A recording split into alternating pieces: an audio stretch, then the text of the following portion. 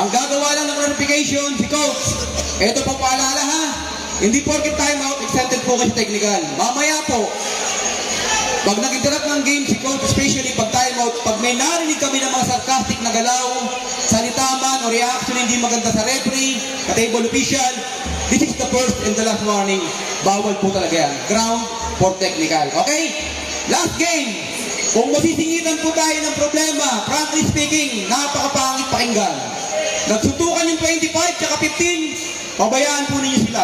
Ang pwede lang pong umawat, ha? Hindi po kami nagbago nito. Itinuturo lang po namin sa inyo, matagal na pong binago ni FIBA. Ang pwede lang pong umawat nang walang pintulot ng referee, eto po sila. Napakarami po namin. Coach, assistant coach, SK, barangay chairman, meron pa.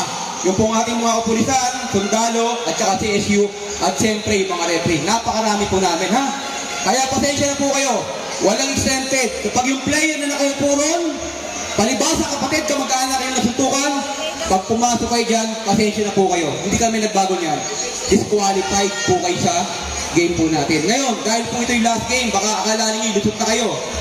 Kung kami pa rin ang kukunin, recommended yung mga player, coach na nababastos ng referee, pwede kayong ibang sa susunod na liga. Kung kami pa ang kinuha, yung servisyo pa namin. Okay? At siyempre, yung po mga referee, taga-dasma.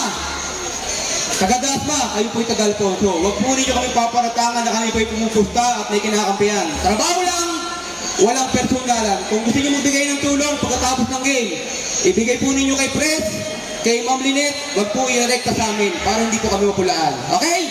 Dalawa na lang. Audience, ulitin ko lang, act of violence bawal. Okay lang na mamaos kay kasisigaw, pero pag may narinig po kami dyan nagmumura at binabantahan ng player at referee table official, hindi kami nagbibiro. Titigil po tayo ng game. Palalapitan po namin sa kapulisan, hindi po kayo mag-i-enjoy. Uuwi po kayo ng bahay. Okay? At syempre, kung meron kayong pusta, labas kami dyan. Mamaya, pag gumawa kayo ng paraan para matigil yung game, pwede. Pero pag tinigil namin yung game, may mananalo. Yung naglalaro, nang-aayon, at tama sa basketball. Okay? Last! Bago tayo mag-celebrate, ito na yung pinakauli. Pagkatapos ng game, kung sino manalo, yakapin nyo na yung player. Good luck! Thank you!